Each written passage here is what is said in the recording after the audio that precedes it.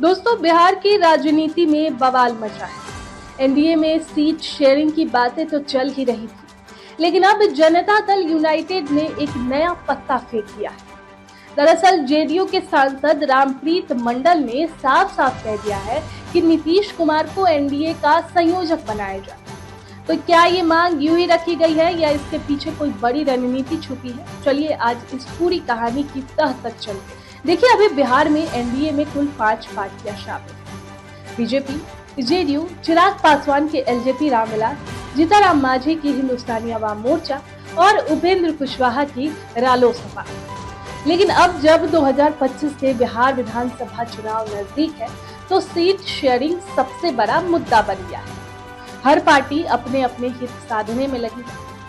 रामप्रीत मंडल कहते हैं, पहले जब एनडीए बना था तब जॉर्ज फर्नांडिस और शरद पवार जैसे हमारे ही नेता संयोजक बने थे। आज भी अगर नीतीश कुमार को संयोजक बना दिया जाए तो सभी दलों के बीच बेहतर समन्वय होगा। वो तो यहाँ तक कह रहे हैं कि हर कोई अपनी अपनी मीटिंग कर रहा है।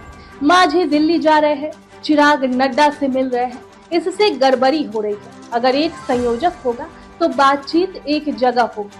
अब चलिए असली खेल क्या है वो समझने की कोशिश करते हैं। दोस्तों, असल में जेडीयू को डर है कि बीजेपी अकेले दम पर बाकी छोटे दलों से सेटिंग कर सकती है। मांझी हो, चिराग हो या कुशवाहा, सभी का बीजेपी से सीधा संवाद है। ऐसे में जेडीयू खुद को कमजोर महसूस कर रही है। रामप्रीत मंडल का ये बयान इसी डर की तस्वीर है। वो चाहते हैं कि नीतीश कुमार को सेंटर स्टेज पर लाकर जेडीयू की बार्गेनिंग पावर बढ़ाई जाए। लेकिन सवाल ये भी है कि क्या बीजेपी नीतीश कुमार को इतनी बड़ी जिम्मेदारी देगी?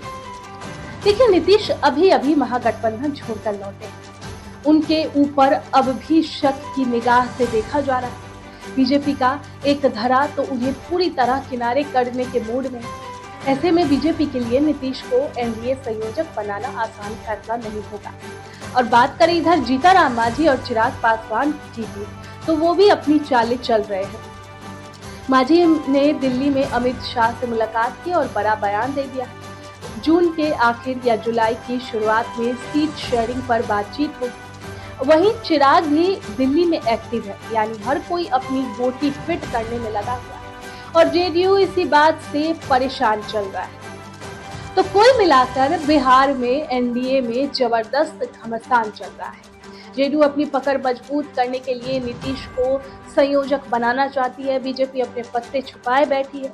मांझी और चिराग अपने अपने फायदे देख रहे हैं। लेकिन अब देखना यह है कि क्या नीतीश कुमार फिर से एनडीए के बड़े नेता बन पाएंगे या बीजेपी अपना अलग दाव खेलेगी? आपको क्या लगता है, बिहार में कौन किस पर भारी पड़ेगा? कमेंट में अपनी राय जरूर बताएं।